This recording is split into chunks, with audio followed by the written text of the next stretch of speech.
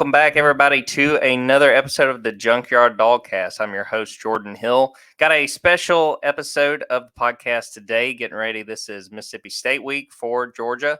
We're recording on Thursday, getting ready for the 7 p.m. Eastern Time game on Saturday night.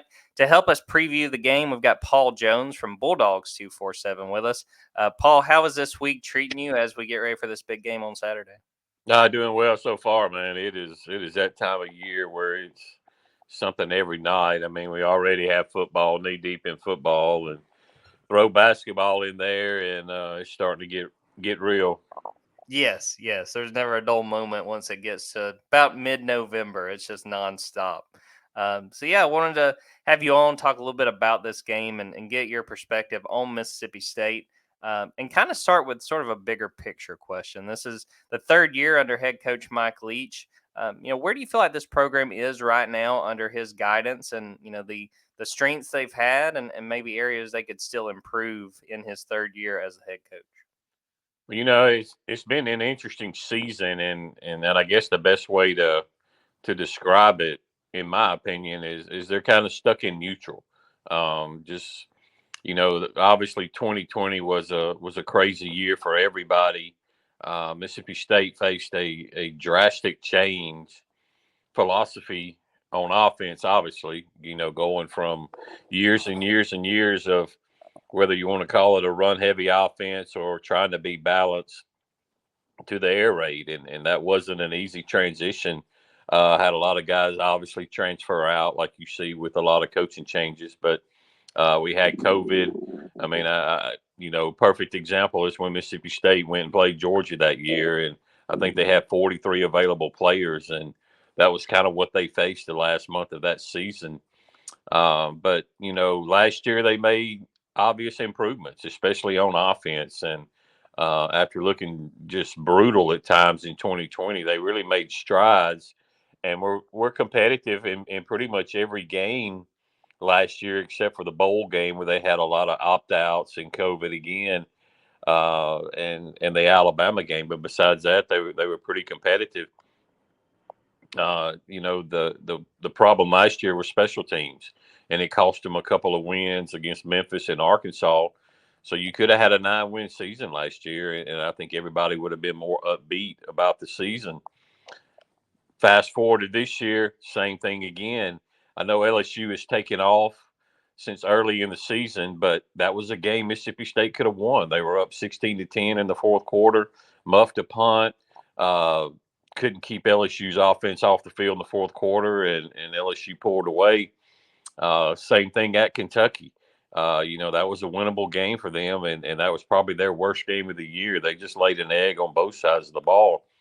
So you're looking at another season where, yeah, they're sitting at 6-3, but they could easily be 8-1 right now, and headed towards possibly staying in the SEC West race and headed towards a special season, possibly double-digit wins. But here we are, 6-3, losses at Kentucky, at LSU, and at Alabama. They've played well at home this year. I'll give them credit for that, but just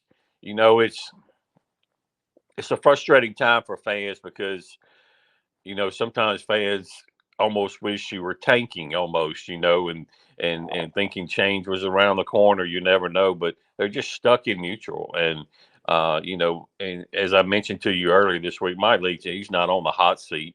If they finish this year 7-5 or so, I think you see to get kind of warm going into next year. But it's just the best way I can describe it is just stuck in neutral right now. You mentioned the Georgia game in 2020. Mississippi State was so short on players and gave Georgia all they could handle on the road in what wound up being a 31-24 Georgia win. And that was one of the first games that really anybody got to see Will Rogers, his second career start at that point. What sort of development have you seen from Will, particularly this year, and what areas do you think he still has to make improvements in? Well, up until the last couple of weeks, last couple of games, he had made pretty good progress. He was throwing the ball better downfield, moving better in the pocket. He's never going to be a dual threat guy, but he was making throws on the run against Arkansas and Auburn. But the last three games he struggled, and I think it goes hand in hand with their running game has struggled the last 3 games. They were, the best they've looked in the Mike Leach era in the run game was against Arkansas and Texas A&M. I think they combined for over 300 rushing yards. And I know people kind of laugh at those numbers, but that's a lot in the air raid, especially for Mike Leach. That was an all-time high for Leach against Arkansas with 162 rushing yards. I think that was a high for him in Mississippi State. Some of that is Dylan Johnson getting banged up and early in the Kentucky game. He's their best rusher this year, but a lot of times it's just getting away from the run has hurt this team, and getting away from tempo. Of course, you got to have success on first and second down to have tempo, but they get to, when they get away from the run game and become one dimensional, it looks a lot like the 2020 offense in the early stages. For example, had a lot to do with Auburn getting back in the game last weekend and ended up taking that game to overtime. But there was a point in the third quarter until the fourth quarter where Mississippi State was struggling on offense, and they threw 24 straight passes. You just can't be one dimensional like that in the SEC, whether it's run heavy or pass heavy. But Dylan Johnson was back last week after missing most of the Kentucky game and the Alabama game. He was not effective at all. You could tell he wasn't 100%. They expect him to be a little bit closer to 100% this week. But this offense and Will Rogers, they have to put him in position to succeed. And a lot of that has to do with a threat of a run game and having more tempo. But, up until 2 or 3 weeks ago, he was moving in the right direction, but it's kind of went backwards the last couple of weeks. I want to talk a little bit more about that run game because, like you pointed out, Paul, that's not really characteristic of really any time Mike Leach has been a head coach, and something we're not used to seeing. And Kirby has really emphasized that all week. I tried asking him about the air raid and sort of that challenge for the defensive backs, and he made it a point to say this is a Mississippi State team that can run the ball well. What has worked well when they have been running the ball well? What has allowed them to run the ball well when they have had those kind of games? Well, they've been very effective in 2-back sets, and obviously they're not going to get attention like Will Rogers and the receivers do. But Dylan Johnson and Jaquavius Marks, Jaquavius is a Georgia native. Those are 2 pretty good backs. They just obviously don't get a lot of opportunities in the run game. Now they catch their share of passes, and that's typical of Mike Leach's running backs in the air raid. But it's kind of simplistic to say, but you hear all the time that you got to run the ball to open up the passing game. But the air raid's no different. They have done that to teams this year and come out in the first half and ran the ball well and had success and forced teams to put more guys in the box. And then it's up to you to execute in the passing game when that stuff happens. A perfect example of that is the Arizona and LSU road games. Both of those teams saw Mississippi State have success in the run game in the first half, so they started creeping 6-7 in the box in the second half. Against Arizona, Mississippi State made plays in the run game. The passing game after they stacked the box. Against LSU, they dropped passes. Will was off target on some plays. So you got the looks that you wanted. You just didn't execute. And to me, the 2-back sets, showing the threat of run consistently and having tempo, that's been the key to this offense this year. Yeah, a lot of people talking to Kirby this week had tried to compare the offenses. Not that they're perfect, but Tennessee and Mississippi State in the fact that, having that passing threat does sometimes open up that run. So it will be interesting to me to see if Mississippi State is able to get the ball rolling as far as the ground game. And that's, yeah. Jordan, is when you look at their numbers, there's been times, especially in 2020, where Mike Leach's offense here has been more pass happy than anywhere he's been. Last year there were some 80-20 splits, and that's just too much. When they're able to run the ball consistently like they did against Arkansas A&M, and they have a 65-35 split or 60-40, it's a night and day difference. And obviously it's easier said than done to be able to run the football in the SEC, but that's been the key for them is when they're able to run the football and make defenses respect that, they've had a lot of success this year. I want to make sure and ask you about a guy that Georgia fans know well, Justin Robinson, who transferred from Georgia to Mississippi State. Well, what have you guys seen from him this season and the role he has played in this passing game? Justin's been a steady work in progress, and he not fair to say he got off to a slow start in the spring, but his first week or so was slow just because he was adjusting to a new school, a new environment, a new offense, obviously. But I tell you what, ever since that first couple of weeks of spring practice, man, he's been solid and he's gotten better. I think drop passes was kind of a concern when he was at Georgia, but he really hasn't shown that at Mississippi State. Now he's still a young guy, so he's still got a lot of room to grow, but he has steadily improved throughout the season. And he started the year off being a guy that came in when the score got lopsided. That was evident by the game against Memphis. He had a late touchdown in that game. He got some snaps on the last couple of series.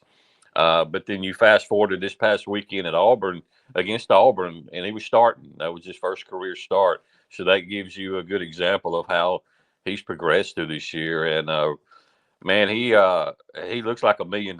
He looks like an NFL receiver right now. Steve Spurrier, this receivers coach, has said that all year long. Said he's his best looking receiver, and I'm excited to see how Justin does next year after he's got a year in the air raid offense under his belt. Yeah, he got some positive reviews from some of his teammates this week, just talking about him, and obviously probably going to try to talk to him after the game and having a little bit of a reunion with some of his former Georgia teammates. Yeah, and Yeah, go ahead. he was a little sick last weekend too, and the flu hit the team pretty bad last week, and that's kind of a fact that nobody found out until after the game. A lot of guys getting IVs, oxygen at halftime. I ended up here not an exact number, but I heard there was at least a dozen guys that were battling with the flu. So Justin was one of those guys, but hopefully everybody's good to go. The flu's been pretty rampant in Starkville lately. Yeah, and it's actually been bad. There's been a few players, I don't think quite as many at Georgia, and I know Auburn and Texas A&M have also been dealing with it. So I guess it's just sort of that time of year as far as the flu goes. We'll take a quick break. We're going to come back. We're going to talk about the defense. We're going to talk about this game, some of the matchups, and what we expect to see on Saturday. But first, we're going to take a quick break.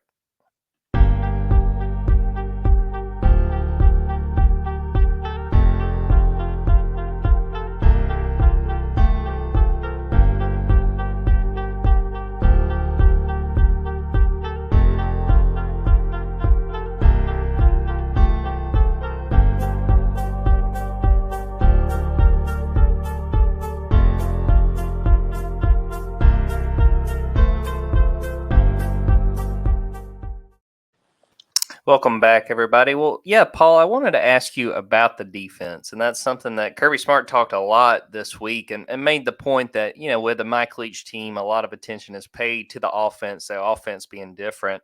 But Kirby really stressed, this is a defense that we're not used to facing, seeing a 3-3-5 alignment and that kind of scheme. What sort of stands out about Mississippi State's defense this year and things that have been working and maybe areas that still need to be improved? Well, it's kind of been opposite of last year, to be honest with you. Run defense was expected to be pretty strong this year, and I think last year they were, don't quote me, but 14th, 15th nationally in run defense, one of the top run defense in the SEC, and they returned their entire two-deep defensive line. Plus, they got Jordan Davis back at defensive end, who missed all of last year with an ACL injury, and he was actually slated to start last year before that injury. So it's a head scratcher, and why that run defense, they really held Alabama's run game down in Gibbs. I think Gibbs only had 21 yards in that game. But they've given up over 200 rushing yards to Auburn, Arkansas, A&M, LSU, Kentucky. Now, one thing that has helped the running game lately is Jaden Crumity getting back, defensive tackle. He's a fifth-year senior, injured his wrist. I think there was some more damage inside that wrist, too, because he got injured the last 2 weeks of training camp, and last week was his first game of the year. And he had a pretty good game. Obviously, he had some rust to shake off, but he ended up with a sack and I think 1.5 tackle for losses. So he had a pretty good game against Auburn. Getting him back helps. Obviously, it helps your depth. But on the flip side of that, the secondary's been pretty good. Emmanuel Forbes, a lot of people are familiar with Emmanuel. I think he owns or tied with the SEC record with 5 career pick sixes. He's had 2 this year. Just an impressive playmaker back there with great ball skills. Now, he missed last weekend against Auburn. I've seen him on the practice fields this week, so I'm guessing he's going to play Saturday. But they improved their safety talent. Jackie Matthews, a transfer from West Virginia. He's been a really good addition for them this year. But overall, I would say the secondary's held its own this year. But up front, outside of Tyrus Wheat at Sam linebacker, not much of a pass rush. And then, like I said, the run defense has definitely gone backwards this year. You hit on this a little earlier, and I was honestly surprised. I didn't realize this, that Mississippi State's undefeated at home this year. They haven't had a home loss since the Egg Bowl last year. Well, how have you seen teams, play in there in Starkville, handling the noise? I mean, obviously, it's always talked about with the cowbells, but just how they have been affected, how opposing teams have been affected by how crowds have reacted there at games. Yeah, I mean, it gets loud, and people. Unless you've been there, you don't really realize that 50, 60,000 fans, when most of them ringing cowbells, it can get pretty loud in there. And, I'm kind of dreading Saturday night because it's going to be cold too. It's going to be really cold. And I don't know if you've been in Mississippi State's press box before, but they keep the windows up, whether it's 105 degrees or 35 degrees. So the elements you see outside, that's what you're going to feel in the press box. But just a little side note there for you. But it can rattle some teams. Obviously, Mississippi State's play on the field affects how that crowd is too. Auburn was able to fight their way back. Mississippi State, like I mentioned earlier, really stalled out on offense in the second half, and that allowed Auburn to get back in the game and take the crowd out of it. But yeah, it's almost like they have 2 different game plans at home compared to the road, because I think against Kentucky, and like I say, take into account that Dylan Johnson got hurt early in that game, but not counting sacks, their running backs combined for 7 rush attempts against Kentucky. It was pretty much the same against LSU in the second half, and it was the same against Alabama. But at home, they've used more tempo. They've ran the ball more outside of this past weekend against Auburn. But just typical stuff, Jordan. You're sleeping in your own bed. You got your regular routine at home, and like I said, that crowd can be pretty intimidating, and they feed off of that stuff. Yeah, you talked about it being cold. We talked to one of Georgia's offensive linemen last night. He said the mantra with the linemen is no sleeves, so they're getting ready for what's probably going to be a cold one on Saturday. I did want to get your perspective, Paul. Just looking at Georgia coming into this game, what is your biggest question or biggest questions about Georgia? And I'll see what I can do to try to answer or give you my thought on what sort of stands out. Well, to be honest with you, they one of my biggest questions before the Tennessee game was, why was Georgia lacking? And obviously, they lost some playmakers. It's no matter how great you are in the SEC, it catches up with you now and then when you have to replace early entries to the NFL and just great players all over the field. But my biggest question was before the Tennessee game was the lack of pressure and the lack of sacks by this Georgia defense. Obviously, they corrected some things there because they got to a pretty mobile quarterback in Hooker against Tennessee. So it seems like they kind of answered some of those questions. But before that game, what do you think was the reason behind that? A big part of it, and Kirby had talked about it a good bit. Part of the problem, or really something he made a point to point out, was that the sacks weren't going to be the be all end all, especially in an era where there's so many mobile quarterbacks. He really emphasized pressure as opposed to got to have sacks. But even with that, they still, I think, could have had more sacks than they had. I think they might have had like 7 sacks through the first 7 games.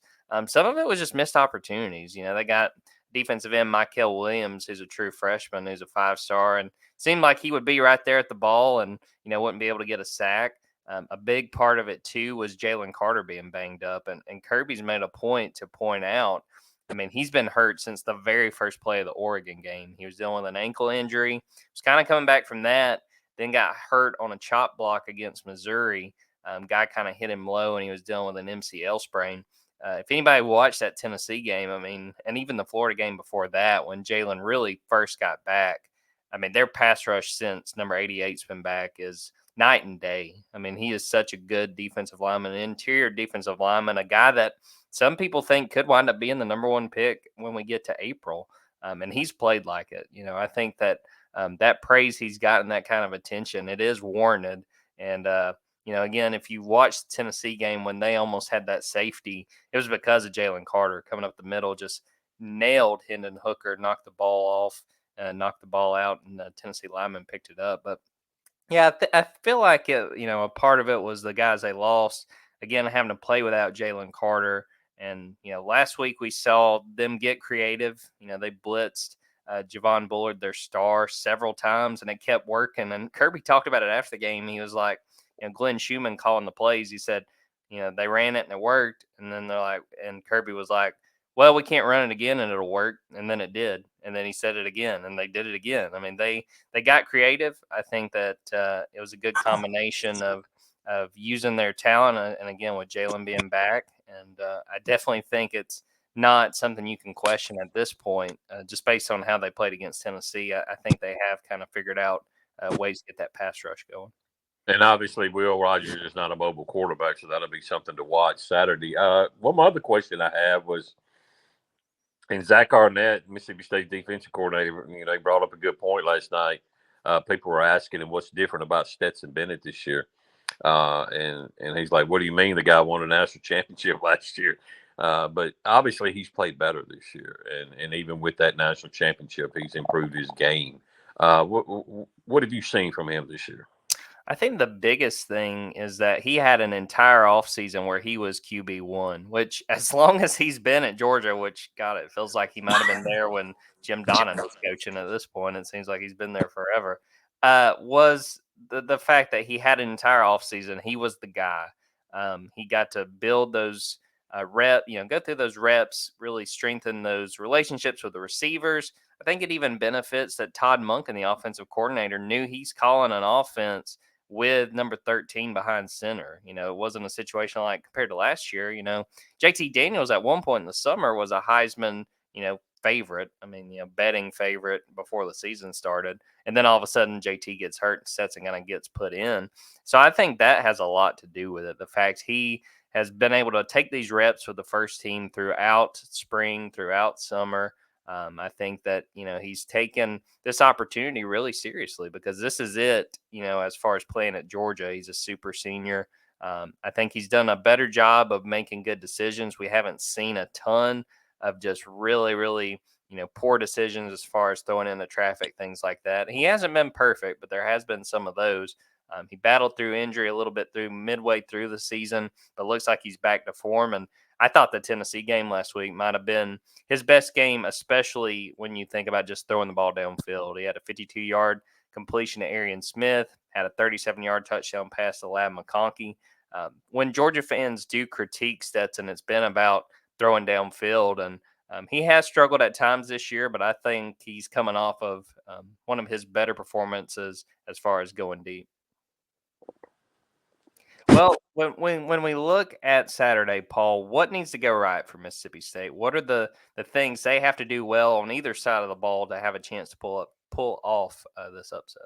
I've kind of touched on some of that, Jordan. They've got to run the ball with some success and have that threat and not let Georgia just focus on the passing game and drop 8 or whatever defense they want to use to focus on the passing game, clog up the middle, clog up where Mississippi State sits down in the zone on passes, and obviously the execution goes hand in hand with running tempo.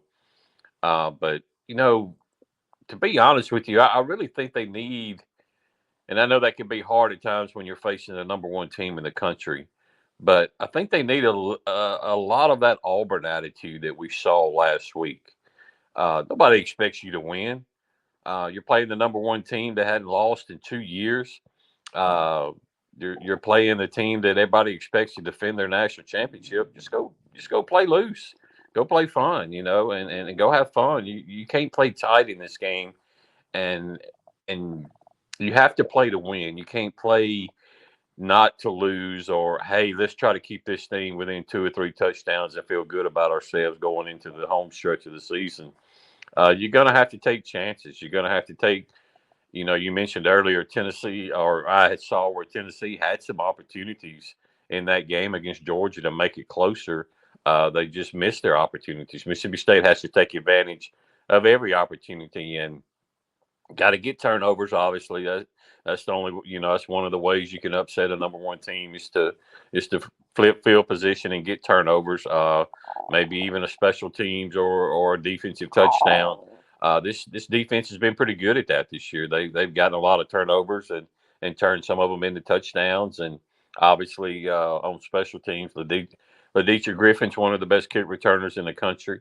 He had a kick return last week for a touchdown against Auburn. But to me, you got to play loose. Gotta you got to go in there with confidence. As hard as that can be, but you have to have confidence in your home stadium, and you can't go in there timid and scared to make a mistake, because you're going to make a mistake, and Georgia's going to make you pay for some of those mistakes. But you can't focus on, it's a coaching cliche. Have to focus on the next play and forget what you just did, but that probably holds very true in this game. Paul, do you have a prediction for Saturday's game? I think I'm going to go Georgia 38-17. I do think that Mississippi State will make some plays along the way, but just not convinced that it's going to be quite enough to keep up with Georgia. Yeah, and that's the same thing with me. We've seen Mississippi State's defense rise to the occasion this year, and have a lot of good moments, especially when they rotate guys. They can get into a habit of getting in tight games where they keep their starters out there and they get worn down, and that has played a factor in the run defense late in games. But I think um, that's a situation where the defense has to step up, and because I think if Mississippi State were able to put over 20 points on the board against Georgia, that would be a win, and that would they have to do that to have a chance in this game. So while we'll be focused a lot on the offense, and a lot of people are looking at Georgia's defense and how good they are, they're going to need the defense to keep them in the game and not allow those big plays.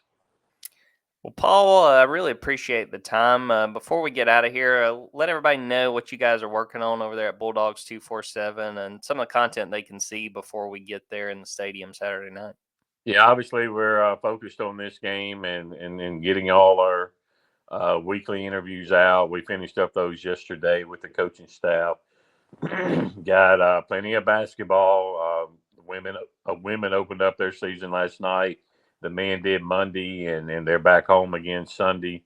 The women are playing again Friday, so it's that rapid fire of something every night. But we're getting close to Thanksgiving, so that means a lot of people are going to start talking about the Egg Bowl soon. And Mississippi State has East Tennessee State next weekend, a game they should win easily. But a lot of attention, a lot of eyes on this game because it is a sellout. A lot of talk about Georgia bringing a whole lot of folks to Davis Wade Stadium. So kind of anxious to see and eager to see that atmosphere Saturday. Me too. I think it's going to be a fun one for sure. Well, we're going to wrap this episode up again. Thanks to Paul Jones for popping on and talking and helping us preview this Bulldogs versus Bulldogs game. Thanks for everybody for listening and checking this episode out. We're going to get out of here on that. Until next time, take care, everybody.